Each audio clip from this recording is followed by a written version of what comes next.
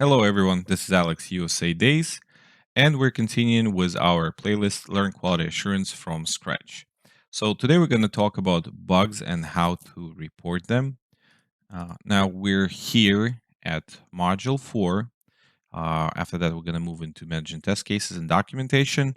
But this is going to be pretty much one video in the module where we're going to talk about bugs, and I will show you how to file a bug. All right. So what is a bug? Bug is an error or unintended outcome that is violating acceptance criteria, breaking expected system behavior, undermining integrity or stability of the system. So essentially, if you see something that is out of place, it's not acting as expected, this is potentially a bug, right? Now, it is impossible to have bug-free application because even if you freeze code for the most perfect application, the system it interacts with will change, right? So eventually causing issues and breaking application. So think about your new iPhone and the apps it has. And let's say you never upgraded your iPhone since iPhone 4. Do you think the apps that you're using right now, even if they're bug free for your current phone, would be able to run on iPhone 4? Probably not, right? So everything's changing, everything moving. Uh, so many systems that apps interact with. It's almost impossible to have a bug-free application. It's actually going to be pretty expensive to have massive effort to release something completely bug-free. So, what is the solution? Well, it's important to remember that product quality should be uh, that the product quality should give competitive advantage for the product that's being developed. So it should be better than competitors, quality wise, first of all. Second, quality should be an integral part of development process. So it should be built into the process. Everyone should be proactively looking for issues and trying resolving them. And all issues that are reported, they should be assessed in timely manner. And if they're critical and important, then they should be resolved accordingly, based on how severe the issue is, how many users impacted. When and for obviously for highly regulated industries, for finances or healthcare or other industries that have certain standards that they have to follow through, they have to abide uh, to certain regulations. All of those regulations and standards, they have to be matched, right? They have to abide with all of that. That is out of question. And it's also a matter of quality control for abiding with regulations, definitely. But this is like, that part has to be perfect. Okay, I'm gonna give you a little homework. There are different types of software bugs. There are different classifications. Each company will have a little bit of a different classification, how they put each bug and how they classify them. Some companies won't classify the types at all. So I don't think this is essential, but I want you to do a little research and just Google and read about different software bug types. So you know that they exist. Like what is a functional bug versus a security bug or some other types. Okay. Um, Now let's go to bug life cycle. So something I want you to remember that bugs that are open, they go through a certain process.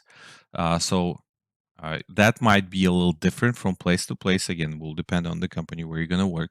But essentially, every bug is opened as a new bug. Then it goes through some sort of a triage or assessment. When it's decided, okay, is this a real bug? How critical it is? Who will work on it? If the issue is not a real issue or there's no intended fix that's going to be implemented, then it might just get rejected.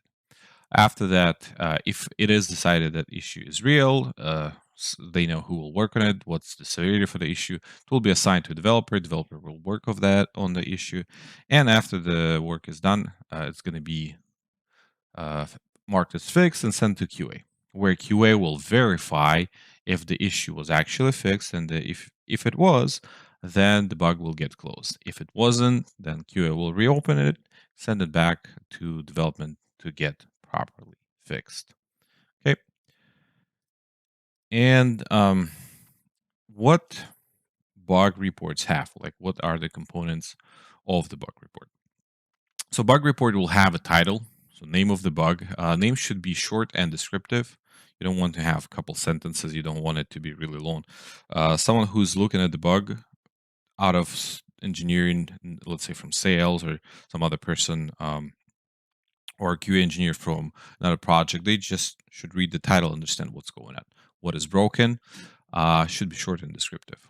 Then there's ID. So ID is a unique identifier for ease of reference, and normally the system where you track and open your bugs should auto-generate IDs for the bugs. They obviously should be unique. Now, there's also a priority, sometimes severity. Priority is how fast the issue needs to be resolved. Sometimes it is measured in like P0, P1, P2, with P0 as being the highest, like a blocker. But other places just use blocker, critical, severe, or other methods, however they want to classify them, but from like the highest to the lowest. Then there's a summary. So it's an additional information in description if needed. So if you could not capture everything in the title, you can have a descriptive summary.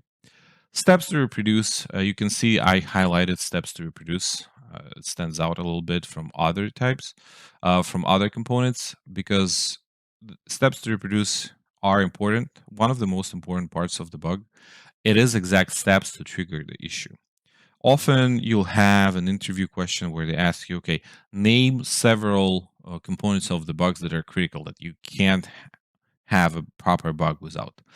I would say that steps to reproduce is one of them, because if you don't know the steps to reproduce, you can't verify the fix, you can actually trigger the bug. So it's important to have them. Then there's expected results. So what should happen according to acceptance criteria or business requirement documentation. So what was proper behavior, what you should have expected. And then there's actual results. So description of issue observed, what happened. Another field that I highlighted is environment. And environment is system and conditions under which issue happened. So if you were using a specific browser, where you were testing in test environment, or it happened in production.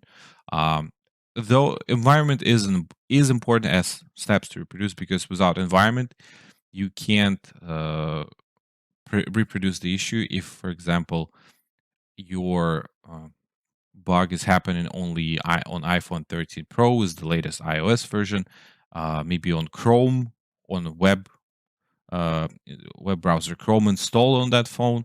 If you don't have those details in the environment, even when you have all the steps to reproduce and someone tries to follow them along, they won't be able to trigger the issue because they're using Samsung, and you were using iPhone. So it's important to have the environment description to understand where the issue happened, right? What was the environment when the issue happened? And the last thing is logs. I also highlighted as one of the most important parts of bug. In the logs, I mean screenshots, videos, stack trace, console output, whatever is the visual confirmation showing how the issue looks when it's happening. It is important to have logs so you can verify once you verify the issue's result, it is not happening, it's no longer there. And if it's not resolved, you can see, okay, this is the behavior, it's still happening. Sometimes issues could be partially fixed, so maybe you won't see the same exact issue after the fix, but maybe you will still see something else. You can add those logs as well. Okay, so this is all in terms of file in the box. So let's have a little demo. So here we have Jira. We will open it in this Jira, in this project. We will open new issue. And for taking the screenshots, I'm going to use Lightshot. You'll have the link in the description for this program. It's free to install, works on Windows, works on Mac, easy to take screenshots for your bugs. You can use it if you want to. And I'm going to use this demo, automationpractice.com. I'm also going to have a link in the description. And the issue I'm going to show you right now. So this is a web page. You can't really buy stuff here, but you can practice your automation, or in general, just do some QA practice. So I have this product opened, and there's a quantity I can provide when I'm ordering the product. So for the quantity, I'm going to provide minus, I don't know, minus 199. So I'm actually given a negative quantity for the product, and then I'm pressing, even though quantity is highlighted red, so if I put a proper number, there's no error, but if I put minus, it is highlighted. It still allows me to add items to cart. So if I press add to cart, it actually was added. It just added 199 instead of negative amount. Well, I think the proper design for that would be not allowing a negative number in the first place. And let's say this is what our description says, our acceptance criteria. Say, okay, you can't really shouldn't be able to add negative amounts in here. All right. So then, okay, we have our issue. Let's maybe take a screenshot beforehand. Normally, you would want to avoid tabs. So if you have any other tabs open that not relevant, do not include them in your report. And then you want to highlight where the problem area is in the screenshot. So something like that. So I'm going to press Control C to copy this. So it is copied, it is stored. Then when I'm going to open my bug, I'm just going to paste it in the bug of the body, the screenshot. Then in Jira, I'm going to hit create. I'm going to select issue type bug. So this is our issue type. So here's a summary. So summary is exactly the title here, right? So name of the bug should be short and descriptive. So for our bug here, what can we name it? So let's think about. Okay, so um, quantity field allows negative input, right? So let's say product quantity field allows negative numbers. Okay. Or maybe we can be more sort of saying product quantity field should not allow. Let's put it like that. Should not allow negative numbers. Okay, so when you read this title, it's actually pretty descriptive, right? We know what's happening here. Then next thing, what we're gonna do, let's take a look. So ID will be generated with the bug being opened. Priority. For the priority here, by default, normally when you open a bug for the priority, you just open as a medium level, right? Unless something is explicitly like broken, the main pass is blocked. Let's say you're trying to load an application and it crashes, or you use a banking application and you try to send or receive money and it's not going through, or you're trying to post something on your feed in Twitter and you don't have a feed working. So whatever is blocking the core functionality of the application, and there's no way around it, is a blocker. When you have a blocker issue, it should be raised immediately. You should tell your manager saying, "Hey, this is a blocker. Let's get it fixed. Here's how you can reproduce this. Here's the devices affected. So here are all the logs." So blockers, it's important you have them visible right away. Everything else, I mean, you probably want to also communicate to the management like a high critical high issues like one above the blockers. You still want to communicate those, but everything else is open as a mid level generally, and then they gonna get assessed, triaged, whatever the process is gonna be. So in this our case, I think we can put this as a medium bug, right? So P2. Let's see if there's priority here. Okay, so we don't have an actual field, a priority field here for the bug once you open it. That's fine. That's okay. This board is not configured to have a priority here. You can select what it blocks, but no priority. Okay, it's fine. What is next? Well, now we have summary. Do we need a summary? I don't think we really need the summary for this, but maybe just for the case of showing it, we can say summary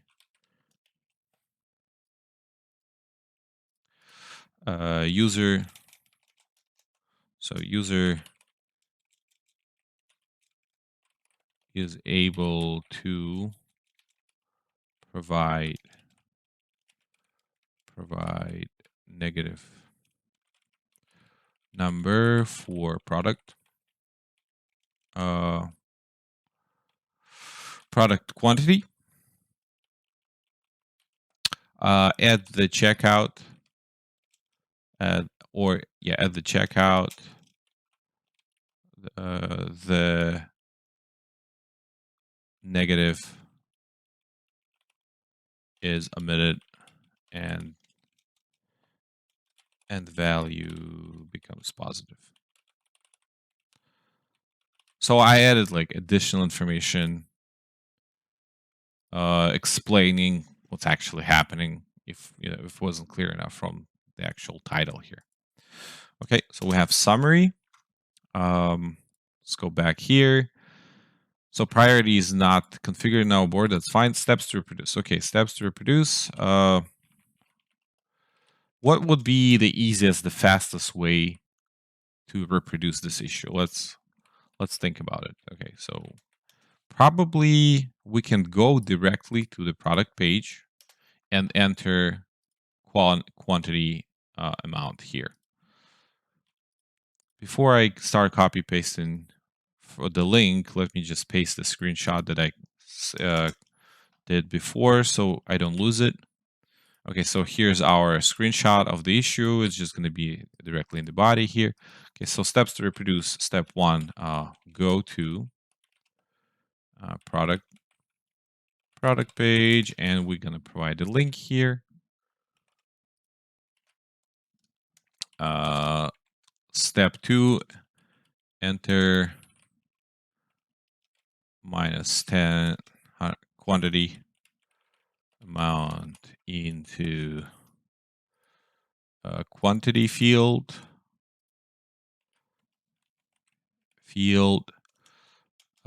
Step 3 would be click add to cart.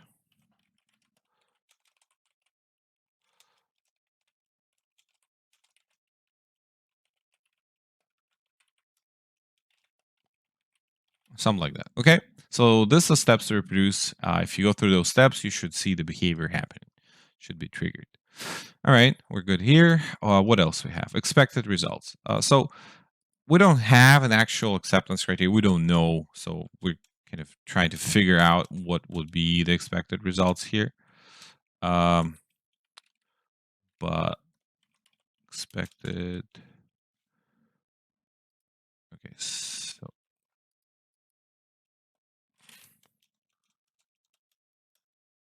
expected results. Let's say expected results would be just should not allow. Quantity field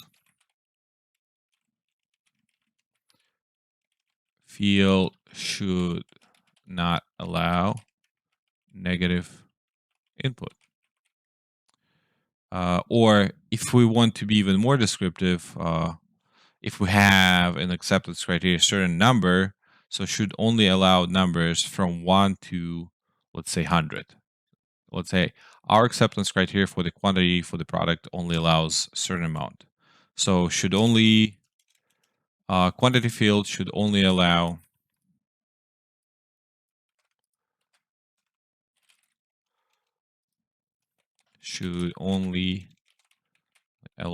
numbers from 1 to 100, and maybe should only allow whole numbers from 1 to 100. Just because I'm curious, let's say I'm going to put here 1.5. Yeah, that's actually also bad. So I'm going to buy a faded shirt, 1.5 of it. How it's going to process it. And when I'm trying to add to cart was this quantity. Okay, for some reason it did 200. So 199 plus 1, I think it rounded it to let's clear it out and add 1.2. see what, well, maybe 1.6. I think it just rounded out down to 1. Yeah, just 1. Okay. Should not allow in any case, right? So quantity field should only allow whole numbers from 1 to 100. That's expected results. And then actual results that happened.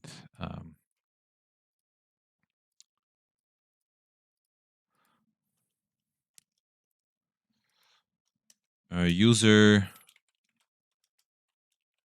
was able to initiate was able to add negative number to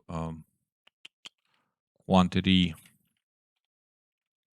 field and initiate add to cart.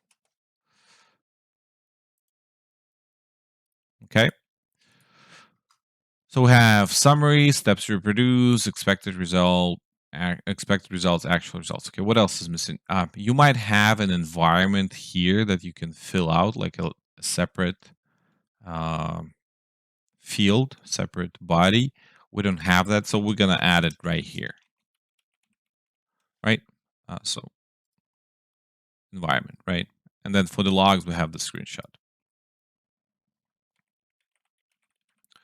So our environment, let's say we're actually doing, because it is a live environment, let's say we have an actual link the users can reach. So we'll say it's a production environment. Maybe we don't have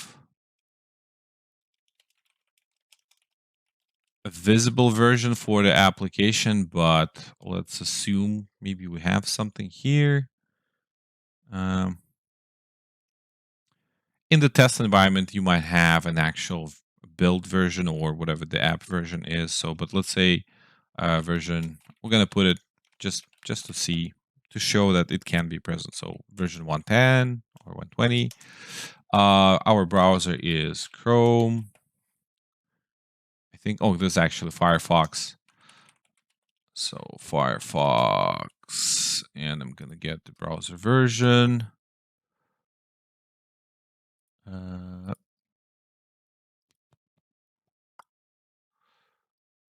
About Firefox. Okay, so here's a version of the Firefox. I'm going to put it here. Different products will require you to put like different environments. So let's say if issue happens on a phone, you want to put phone model, what kind of operating system on that phone. Maybe it happens in a specific resolution, so you want to put that on top of like the browser. If you verified it in multiple browsers and you support multiple browsers, it happens everywhere. You can mention in the summary or add like comments here saying it happens in all of the browsers. If it happens only a specific, you mention like a specific one. So in our case, we're going to mention Firefox, but most likely that it's actually happening in multiple browsers. Okay, so I think we're good with this body overall, right? Let's double check. So logs, environment, actual, expected, steps to review, summary, priority. I think everything is there. Now, some other fields. Sprint is, if it's normally you don't put sprint because if you create a bug and you select sprint immediately, it's gonna assign it, put it within the sprint. But normally you want it to go through triage process. So if you don't put sprint here, it's gonna immediately go into the backlog here. It's like a backlog is like a collection of all things to do, right? Where you pull tasks from. Story points estimate. This is something that normally developers put for the stories. How long is it going to take them to fix this for the bug? We're not going to do that. Reported as me. We're not signing to anyone by default. It's not blocking anything. Okay, I think it's good. So we don't need a label. Labels could be something that project managers have for like a specific thing. Maybe there could be like a label bug that we can create just to show it is a bug so you can easily search it. Also, sometimes you would have tags like this. Let's say if issue happens only on iOS, you can have tags like this for ease of readability, saying, okay, I know where it's actually happening. But we don't, we're not going to put it here. Okay, and let's create it.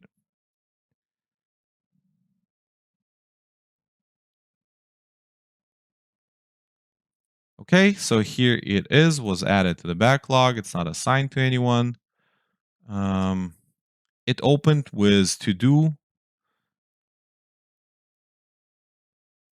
Then it can go in progress means in this particular setup for Jira in this board, it goes in progress, means developers working on it. Then it's in QA, you verify it was fixed. If you successfully verified the fix was implemented properly, the issue is resolved, then you're going to move it to done, and that's it. It's going to get closed. Okay, so yeah, this is it. We're getting closer to the next module. Hopefully you enjoyed the video. Leave a like if you did. Subscribe for more. All the links for this will be in the description for the video. Thanks everyone for watching, and bye bye.